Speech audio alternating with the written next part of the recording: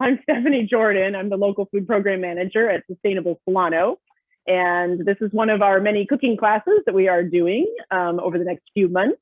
I think we're gonna keep going until about summer next year, summer 2022. And the purpose is to raise awareness of the crops that are grown around Solano County. And of course, we always focus on seasonal produce. We're focusing a lot on fruits and vegetables and nuts and herbs. And so you guys have landed on the seasonal holiday appetizer class, where we're going to focus on winter greens, specifically spinach, because that is what's starting to grow a lot right now. And also some winter fruits, fall winter fruits, I guess, on our Endive boats. And I'm also going to kind of cover some stuffed mushroom tips toward the end. So again, welcome. And we're going to kind of dive on in because we need to kind of finish up right at 5 o'clock today. So the first thing that I'm going to talk about are the Endive Salad Boats. And so Belgian Endive, I don't know if you guys have worked with it before, but it looks like this. It's oftentimes kind of a white with yellow tips. It's also sometimes has a purple edge to it, and it looks a little bit like radicchio in terms of coloring. So here's a little bit of radicchio. And often, sometimes you'll see kind of multi-packs too with the endive. Maybe there's some yellow. Sometimes there's some kind of reddish with yellow in a pack. They look like this at the store if they're not loose. This is a California endive right here. So either loose in the store or in the pack is how you will find it. And what I'm going to do is use that as my base for the appetizer. So typically, whenever I put together some kind of an appetizer for an event, there's three general parts. You have the base, you have kind of the middle filling or the kind of the body of the appetizer, and then you have the top, which is like the garnish, or some little thing on top to kind of help boost the flavor or bring out the flavor that's also in the body of the appetizer. So for the endive, I've already washed this piece. And the easiest way to get these little leaves apart is I just cut about 1/2 inch off of the bottom. And then these just start to kind of fall off because you're breaking into the attachment point where all these leaves are. And then you'll get to a section here where you can't really, they don't fall off quite as easily. So then I'm going to make another little cut, again, about 1/2 inch up or so, and allow my next batch of leaves to fall off. Okay. And sometimes, you want to try to look for some nice fat endive when you're out there shopping. Once you get to kind of the inner parts that are small like this, it's almost going to be too small to put any filling in. So bigger is better in this case. Once I have my endive leaves separated, I just am going to put them into some kind of a pan with some paper towel. I want them to try to get nice and dry before we stuff them. So the good thing about endive is that it keeps really well. If you can buy it fresh, it'll keep in the fridge for days, if not a week or two. Even after it's washed and dried and kept dry like this, it'll keep in the fridge for a while. So this is definitely something you can do ahead of time if you're doing some kind of an event or appetizer party or what have you. So, it's always good to make ahead steps. So there's my endive. Then for my filling, I'm going to roast some pears in the oven. And I realized that I have another recipe on our website with this same combination, actually. It's a roasted pear salad with some walnuts and goat cheese.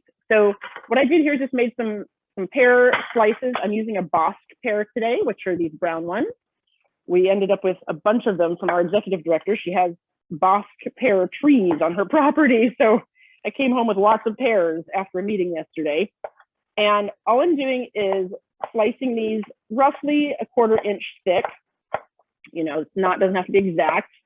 You can also do them thicker if you want. If your pears especially are starting to get a little bit ripe, then thicker is probably better because they won't fall apart. So I've got my pears and I'm laying this out on a parchment lined sheet pan. You definitely want to have the parchment down for this because we're going to drizzle with honey and stick it in the oven for a bit. And that can completely stick to your pan. Okay, so here's my pears laid out there, and I'm just going to do a little drizzle with some honey here. Just going to kind of go over it lightly. wherever they are on the pan. And then this next step might seem a little strange, but I am going to season it with salt and pepper because that helps to bring out all of these different flavors, namely the salt helps to bring out those flavors. Okay, there's my honey, a little salt, and a little fresh black pepper. Okay, and then I'm going to add a little bit of fresh thyme. So I have some fresh thyme leaves here in a bowl. If you have a sprig in your garden, that'll look like this. All you do is you just strip it. So you start at the top and just run your finger down and keep going, and then you'll just pull all the little leaves right off.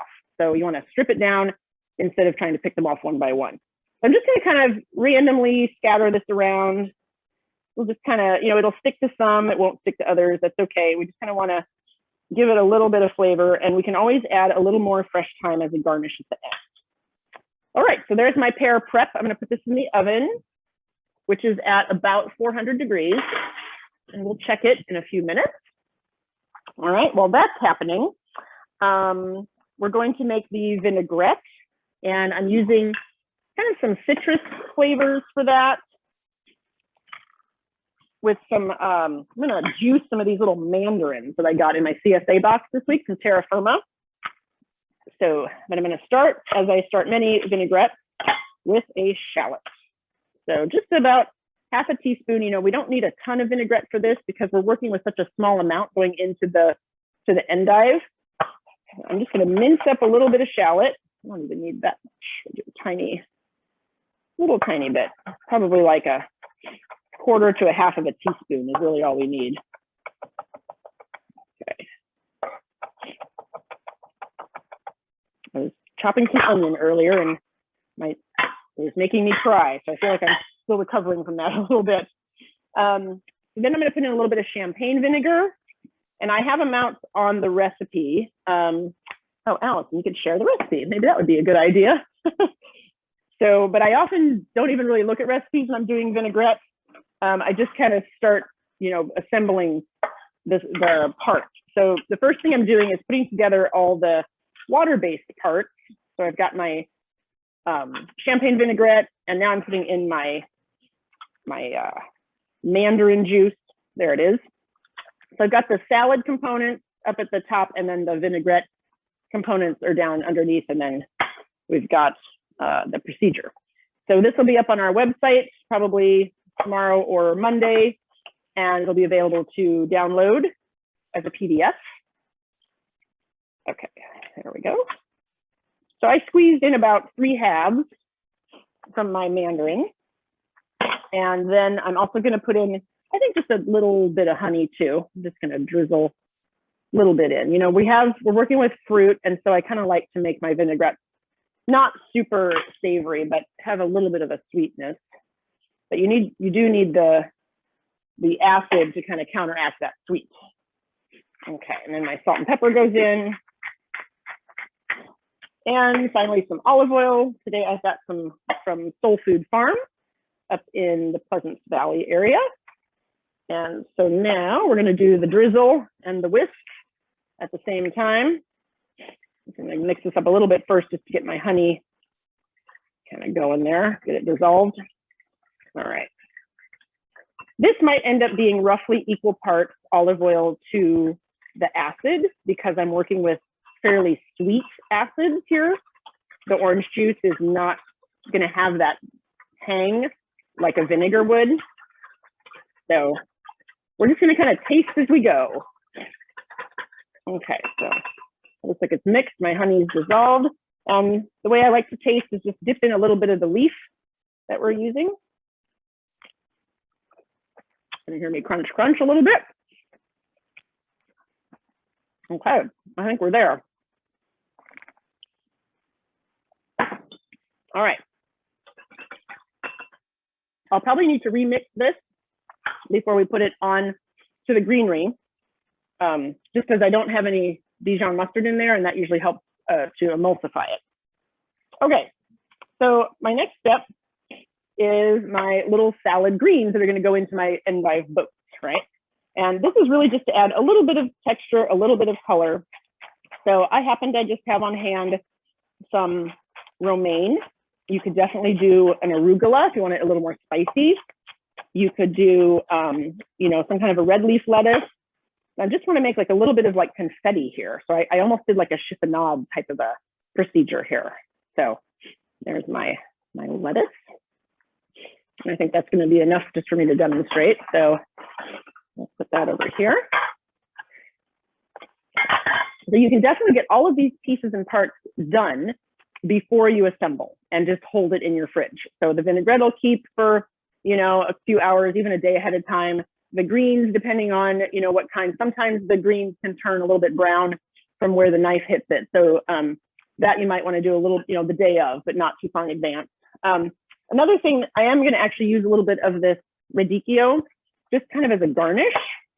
I like the color, and it also has a little bit of a bitterness that will also kind of counteract the sweetness. So I'm just cutting this into really kind of thin little confetti bits. I'll put that on at the end. You could also top this with some kind of herb, like chives would be really nice too. Okay. Okay, so let's check out the pears. They might, oh, you know what, before I talk about the pears, I will, here's another ingredient that we're adding into this is walnuts. So these were toasted just about an hour ago, and you just put them on a dry pan, 350 to 375. I check them after about 7 minutes or so, and then you want to check them every couple minutes after that because they can burn quickly. So these are a nice deep golden brown color. Depending on how big your endive is, you might want to chop these down a little bit. They may not fit, or you can just leave them whole. So either way, put some of these in a bowl for our assembly process here. And these came from Phyllo Farm, these walnuts. So if anybody's up in that area, they have walnuts in bags that look like this at their farm stand. You just can Venmo them, or I don't know, I think maybe they can let you leave cash somewhere in a little slot. It's like an honor system farm stand. So it's pretty fun. Okay, so that is that. Now we can check the pears. Let's see how they're doing.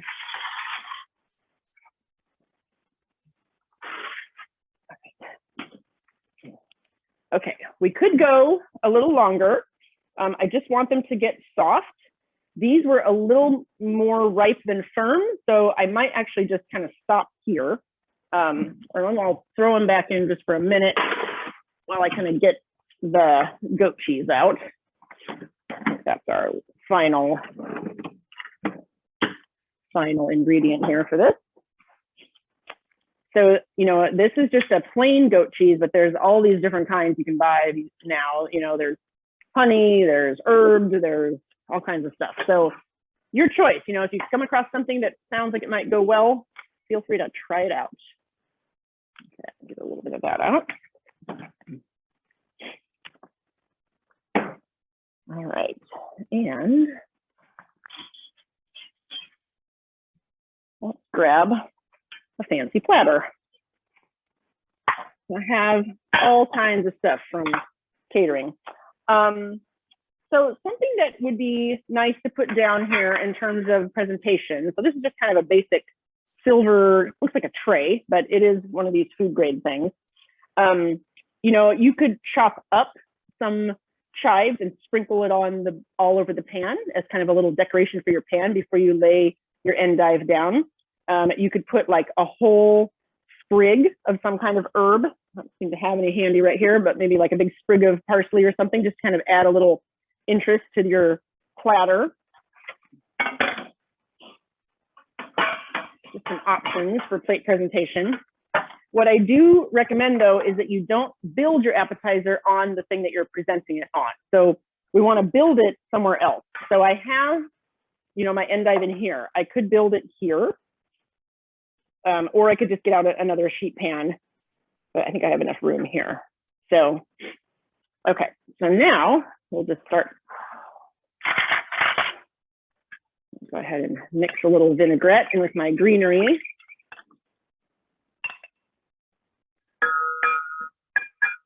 Give that a little flavor boost. And grab the pears.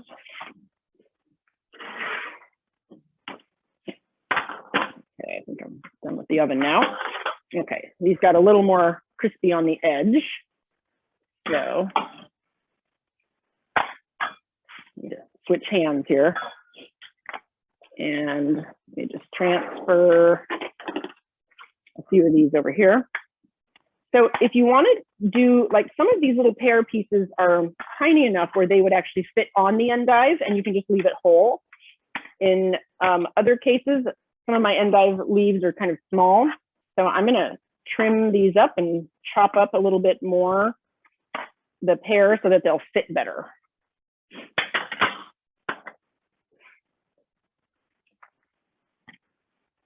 Okay, so as you can see, there's like a lot of little components. When you go to and have these appetizers, you might think, oh, that looks pretty simple, right? But there's often multiple steps and multiple pieces and parts. Yeah, that's good. I'm glad I pulled those when I did, because they're getting soft, but I don't want them to be mush. And some of the thyme leaves have kind of stuck on there, which is good. I want. And I think just for fun, let me grab a couple small ones here. We'll do some that just have the whole pear on them. Okay. So this step with the pears can also be done in advance. So let's see. So I think just about all of these different things you could do ahead of time. So the endive can definitely be done, held in your fridge. The pears can be roasted, chilled, kept in your fridge. The red onion that I'm going to use, absolutely, that can be cut, sliced up and held. You could probably even combine it with your greens, just don't add your vinaigrette yet. So I'm just going to do some really thin slices like that. Mix that in with my salad, green. Let's see. The goat cheese can be opened and just kind of crumbled up a little bit and have it ready to go. That way, when you're assembling, it comes together really quick. Your nuts can be toasted. Yeah, the radicchio can be shaved down. So all of these little, prep bowls full of stuff can easily be done a day in advance. And then you're just ready to build and assemble. So my first thing is I'm going to put a little bit of the lettuce, which is dressed, down on my leaf. And then I'm going to add my pear, and then my walnuts. And you're just kind of composing this, essentially. And then a little bit of goat cheese on top. And then I think that this is going to look nice with a little bit of black pepper kind of cracked on top of the cheese. And then finally, I might add just a little bit of the radicchio kind of as a garnish. Almost, just because I want some color with that. Okay, so there's, and I won't do like 20 of these. I'm just going to do a few here. Maybe I'll grab a smaller plate just so you can see. All right, let's do a couple more. All right, so greens. Do you have any like bored children in your house before a party? This is a good job for them because they just get to assemble and build. Okay.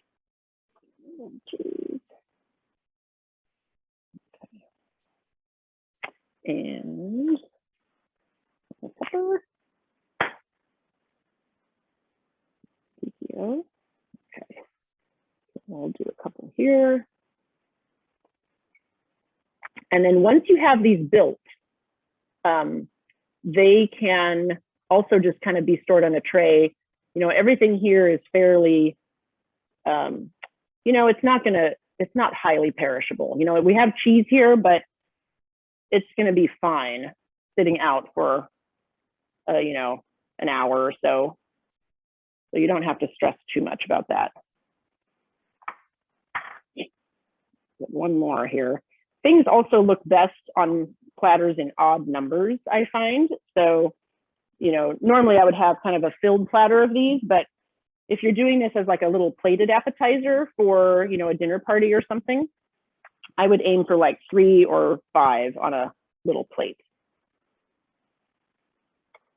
Okay, let's see if I can get these to stand up and not fall down. I'm gonna have to kind of tilt them in some weird ways here.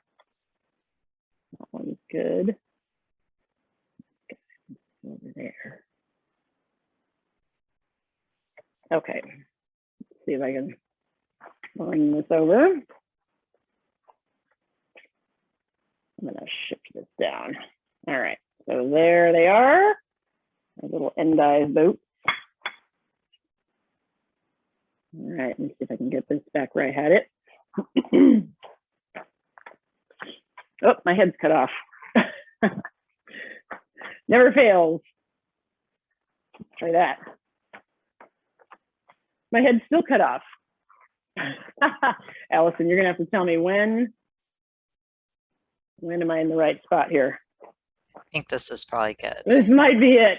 Yeah. Okay, I just have to step back here. Okay, so that is that. And I will clear all these items over here. We're gonna switch to the next thing, which is our Spanakopita little Phyllo Shells.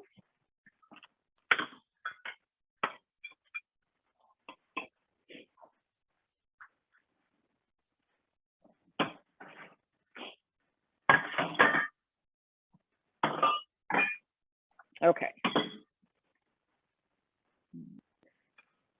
All right.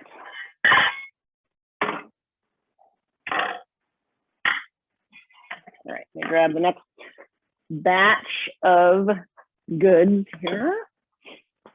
One of these classes with many components.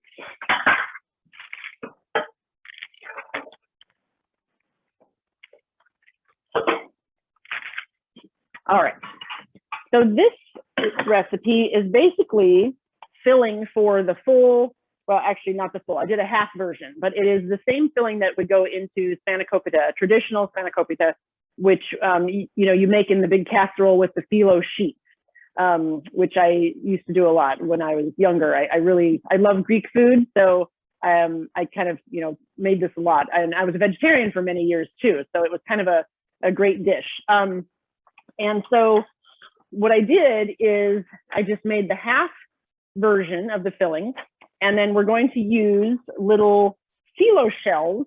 Athens is the company who makes these, and you may have seen these in the grocery store. They've become more and more popular over the years, but they look like this nowadays, and they're just these little kind of 1-inch shells that you can buy, and you can keep them in the freezer. I recommend keeping them in the freezer if you buy them, many months ahead of time or something, but you don't have to have them in the freezer, if you're kind of short on space around the time of your party. So feel free to pull them out and just keep them at room temperature.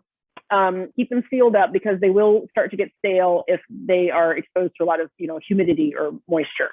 So these are the little Phyllo Shells. I've used these for a gazillion different parties, and I've done this Spanakopita mix many, many times, and pretty straightforward. So first we're gonna saute some onion, and I started to get my roughly 1 cup of onion here. I'm gonna just finish that up. So here's my other half, and I'll do a quick onion demo here too. And the onion is not super minced, but it is pretty small diced because you're going into a relatively small little cup here. So you don't want real large pieces. You want to kind of mince it down somewhat. Okay, so there's my cup of onion ready. I'm not going to add more, but I will kind of show you guys really quick the onion routine. And actually, I'll go ahead and start heating this up. Let's see. Okay, so here's my little onion. It has the top and the root. So I'm going to cut off the top, and then I'm going to go straight through the top to the root. And then I have a corner that I can peel now that I've done that. And that will help me get this skin off, which is sometimes really difficult to grab and pull. And so the root is still on here, and that's what's going to help hold it together while I make all my cuts. So I have it positioned so that the root is on my left because I'm right-handed, and I'm going to make a cut this way. So my knife is like parallel kind of to my board, I just made 2 cuts. This is pretty small. I could have probably even gotten away with just 1 cut going this way. And then I'm going to turn it so the root's on top, and I go straight down, and I'm swiping my knife through the onion. The tip is not going through the root end, but it is going all the way down from top to bottom. Then I'm going to turn it this way so my root is back on the left where it was to begin with.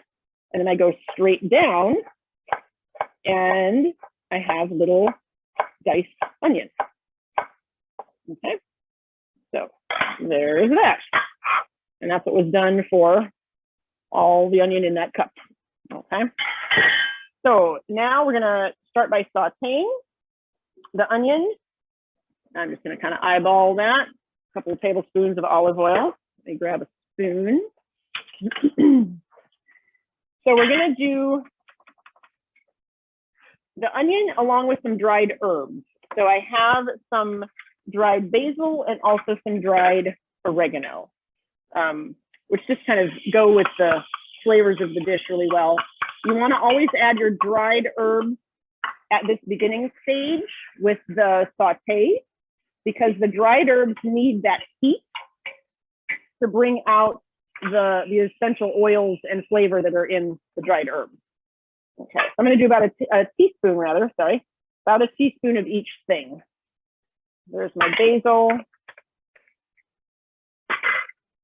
And turn that up. My dried oregano. Okay. If you want to use fresh of either of those things, then you would add it later, kind of toward the end after all the spinach gets added. And you could, you would need to add more, of course, because it's fresh and not dried. So roughly triple what you're going to do here, triple of the dried rather. Okay, I also want to add some salt. We're going to kind of season as we go. So there's a little salt, and we might need to add more salt later. So I'm just going to saute this until the onions turn kind of translucent and they start to soften. All right, ooh, it smells good. I can smell those herbs. That's a good sign. I'm going to add a little bit more oil. It looks a little dry in there.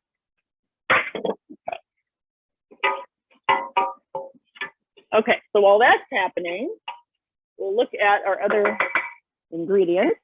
So spinach. This needs a lot of spinach. So if you have an abundance, this is a good recipe to use it up in. This is 1.25 pounds of fresh spinach. You could also use frozen if in a pinch. It would be probably about 20 ounces, I think. Yeah, 20 ounces. So I did weigh this out just for fun. Some of this is spinach from terra firma in my CSA, and I actually had to go to the store and buy more because I needed a lot, right? So this is going to cook down. It looks like it won't even fit into this pot, but it will. And you kind of have to add a little bit at a time and keep mixing it along. Okay. And so the best way to actually do that is to use tongs instead of a spoon. That way you can kind of go in and flip the greens as you go. So I've got my heat turned up fairly high. I would say, I mean, this is an induction burner, but I'd say we're kind of at like medium high right now. And my onions are looking pretty good. They're not browned, but that's okay. I don't need them brown. I just want them to get softened. And they are starting to look less white and more translucent. So we can start putting in our spinach. So I'll probably have to do about, I don't know, 1/3 of this and let it cook down a little bit and then just add more. So I'm just going to kind of mix it. And as I'm mixing, I'm kind of trying to get the hot onions up on top of the spinach that I just put in here. And I'm letting it wilt. And as soon as this batch looks like it's starting to wilt down, I'm going to add a few more big scoops with my tongs. Okay. Because, we don't want to have the first batch completely cooked down, because then we've got things cooking at different rates, and we have some that's overcooked and some that's going to be undercooked. So I want to kind of keep it moving as much as I can. And spinach has, a decent amount of water in it. So it's going to kind of create its own moisture in here, which will help it steam. Okay, so that's starting to wilt. So let's put in another big bunch. Okay. So I probably have, I would say, about 2/3 of it in here at this point. Now when I'm flipping, I want to try to get the first batch of spinach, the cooked on top of the raw that I just put in, so that the new batch of spinach has hot stuff on either side of it. There's some on the bottom and some on the top.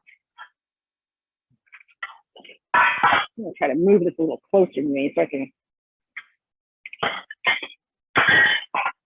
reach it a little bit better. Scoot it over here. There we go. Okay. All right. If your spinach has a lot of stems, then feel free to pull those off. Sometimes, you know, some spinach is very stiff and kind of woody, so you just kind of have to make your call. A lot of this that I have in here is baby spinach, although some have really long stems, so it's up to you. You can also just kind of chop the stems up a little bit, and that'll help too. Okay, so there's the rest of it. All right, I'm just going to keep circulating, and then we'll do the last step. Okay, so despite the fact that that was a giant bowl of spinach, it's actually almost like it's not even halfway full. The pot is less than half. Probably going to fill about 1/3 maybe of this pot, maybe even less. And the heat has remained up fairly high just to kind of keep this moving along. Excuse me, drink of water. Okay. So I'm starting to see a little bit of moisture pool in the bottom of the pan. That's okay.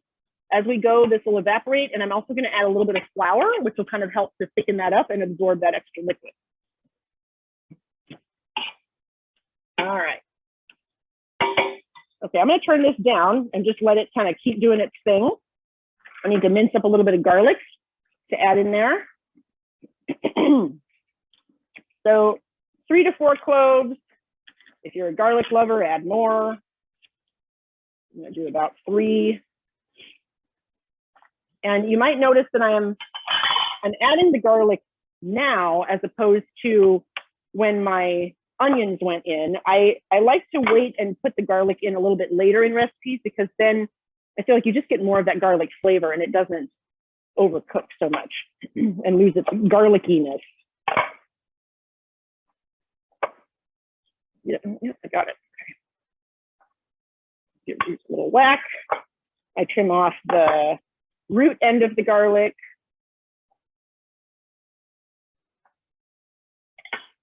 Use my handy scraper here. All right.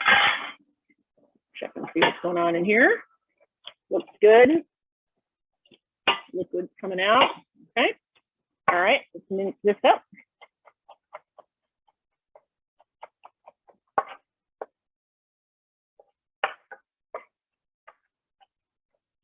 I kind of started by slicing the cloves. These were kind of large cloves. And then, excuse me, once they get sliced up, then I kind of scoot them into a pile and just chop, chop, chop to get it broken down a little bit more. You could also use a garlic press. I think I had a garlic press once when I was like in my 20s, and I don't know, just never had one. Ever since then, I tend to just chop. Okay, that looks good. All right, in goes the garlic. We're just gonna let that cook for like, I don't know, a minute, maybe, not even. Once it hits the heat, you know, once you start to smell it, actually, that garlic, then you're good to go.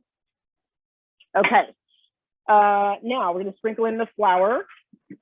So I need about 1.5 to 2 tablespoons of flour. So I'm gonna, I do see quite a bit of liquid, so I'm actually going to do 2 tablespoons here. This is just all-purpose flour. You know, I don't think, I think I put a note in there about you could use gluten-free flour, but that wouldn't make a whole lot of sense because I don't think these are gluten-free. So, but if you want to make the filling for something else, pop it on top of like something rice-based, or use it maybe as like in a little potato. You could do like a little potato filling. That would work too. All right, I think everything is in there. Yep.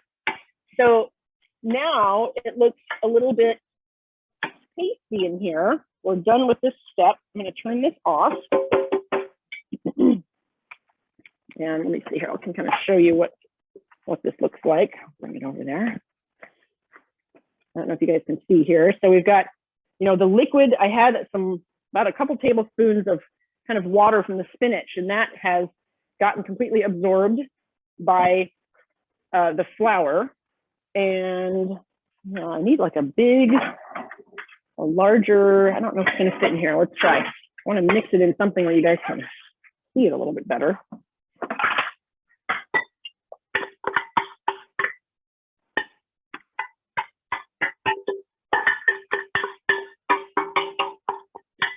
Okay, that giant thing of spinach is now half a little bowl, and that's it. So now we add our cheese, and then we're ready to stuff. So I think kind of the magic ingredient in this one is the cottage cheese that we add in addition to the feta, because it kind of helps to build that little creaminess. Feta doesn't always melt down or get very creamy. Sometimes it stays kind of crumbly. So we're going to do both. So we need about a cup of the crumbled feta. You can, of course, buy a block of feta and crumble it yourself, but in the interest of time today, I bought pre-crumbled. So a cup of feta, and then we're going to do a half a cup of cottage cheese, any variety, low fat, full fat. I would say for this, probably just use the full fat creamy version. That's your call. Holiday time after all, right? Kind of impossible to try to, well, it's not impossible to do healthy. Actually, I would say these are pretty healthy recipes we're doing today. So.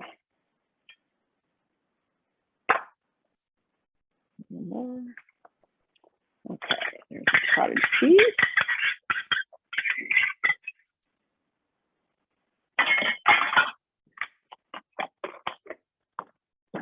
All right. I'm just going to mix this all together. And then we're going to taste it and check our seasonings. Make sure I got everything in there. Yep. Yep, it's good. Okay. So after this all gets mixed together, we're going to taste, make sure we have enough salt and pepper.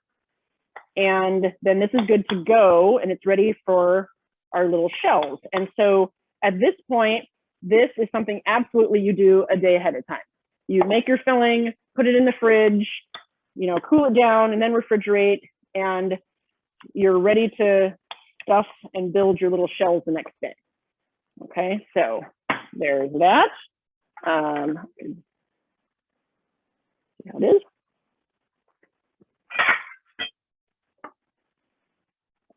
Add a little more salt and a bunch of black pepper. I don't think I added much pepper at the beginning, so let's do that. Okay. All right. So let's pretend this is done yesterday, and I'm now ready to build my little shells. So this is kind of handy because it's in its own little tray.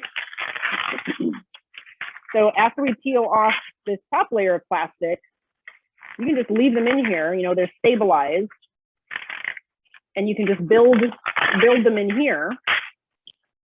And again, this is something that you can do about an hour before your party if you need. Sometimes a fork works better for this, sometimes a little spoon. We'll try the fork. So you can just go ahead and build these. I'll just do like 3 or 4. Now, in this case, I probably don't even really need a garnish. They're kind of colorful, but you could always, when they come out, put on a little topping of something to make it a little more colorful. Or you could also just keep some of your feta cheese, crumbled feta cheese handy, and do a little extra freshly crumbled on top. And that's it. Okay, so now I have my filling in here. I'll do one more, 6 of them.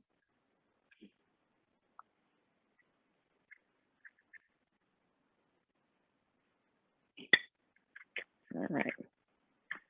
Now, as you can see, this is kind of a lot of filling. So there's 15 shells per pack. So this is 30. This probably makes like, this might make close to like 50 or 60 shells actually. So, but I have them built here, and then your final step when you're ready to bake them off is just to put them on a sheet pan. Of course, not in the plastic, but once you have them in here, you could just loosely cover this with some saran wrap or whatever, stick them in your fridge, and then when you're ready to bake, you just pull them out, put them on your sheet pan. You could put some parchment down if you want, but it's not really necessary. And then these go into the oven. I think it's like around 350, 375. I think that's what I would do.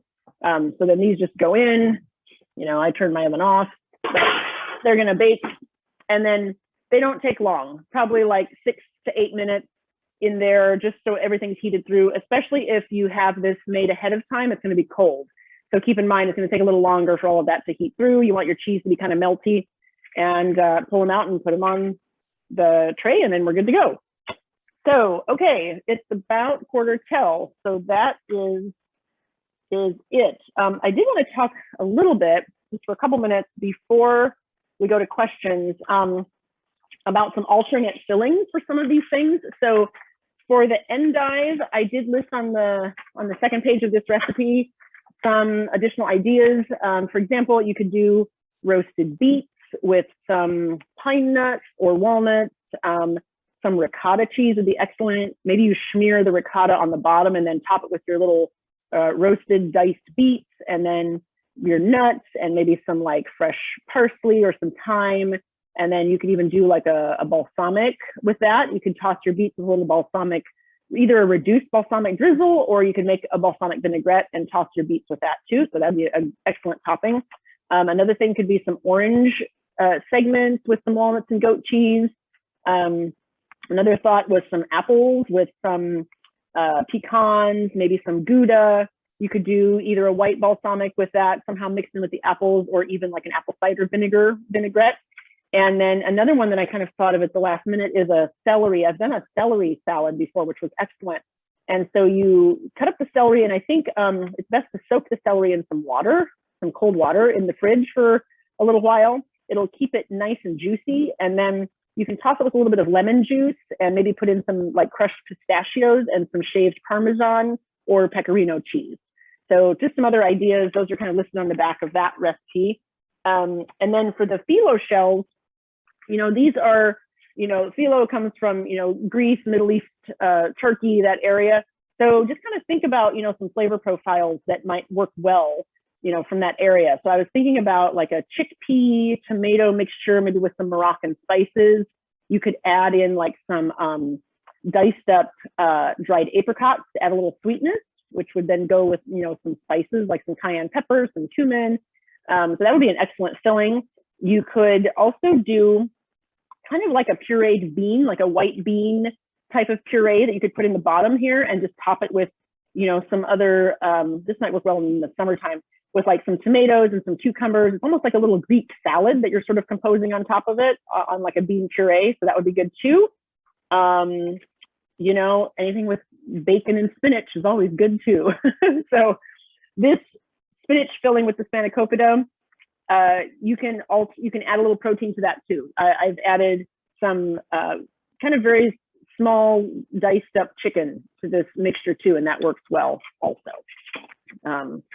Okay, I think I might have a couple minutes just to really quick talk about mushrooms. If you guys want to do stuffed mushrooms, I'm just going to kind of talk through how to prep them before you stuff them. So here's my mushroom cap, and I have my stems in here. So your basic formula that I like to do is, after you stem them, you're going to mince up the stems with some kind of allium, whether it's an onion or a leek or a shallot or whatever. You can throw it all in a food processor, throw in some garlic, make that into kind of like a little diced up, mixture. and then saute that in a pan to cook it down, add a little white wine. And then after that, you can add your cheese of choice and different kinds of herbs and things like that. So, oh, I think I have my random list of ideas over here. And I'll go ahead and put the mushroom recipe together. I don't have it yet, but I'll kind of put that together and send that over and have Allison post it. But once you get your filling done, then you want to kind of prepare your caps. So you don't want to just stuff them raw, which is what these are at the moment. You want to pre-cook these to get the water out, because they tend to hold a lot of water, kind of just like our spinach did.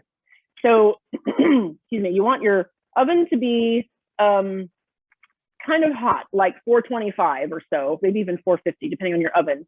You're going to put them gill side up, like so, in the pan. Put them in for about 20 minutes, and then you're going to pull them out. And you're going to flip them over, so they're then upside down. All that moisture is going to come out because it'll pool a little bit inside. And then you're going to put them back in the oven for about another 10 minutes, and then they'll be nice and browned and dried out and kind of pre-cooked, and then ready for your filling. And so, and then you can just, stuff them, put them back in if your filling's, not warm, and then you're good to go. So, all right, I think that's it. We're on a little marathon here. Allison, any questions? So no questions yet. I am going to share the link to our survey. And so if, Thank you very much. Yes, we have a survey for all of you. Please fill it out. It's very short, like 5 or 6 questions, super quick, helps us with all of our reporting. Another thing I did want to mention too with the Spanakopita, spinach is the traditional green that you would put in here, but if you've got a few leaves of kale sitting around that you want to use up, feel free to throw that in. Just be mindful that something that's, firmer and harder like the kale should go in probably even with the onions. It's going to need extra cooking time, and then your spinach just goes in, later because it cooks so fast. So don't be afraid to kind of mix and match a little bit of the greens, but typically spinach is your main ingredient for that one. So, all right, we're good. No questions. All right. I think we're good. We're good. All right. Excellent. So you can find the recipes and the videos at sustainablesolano.org, along with a lot of other recipes. And thank you so much for joining us. We'll see you guys next time.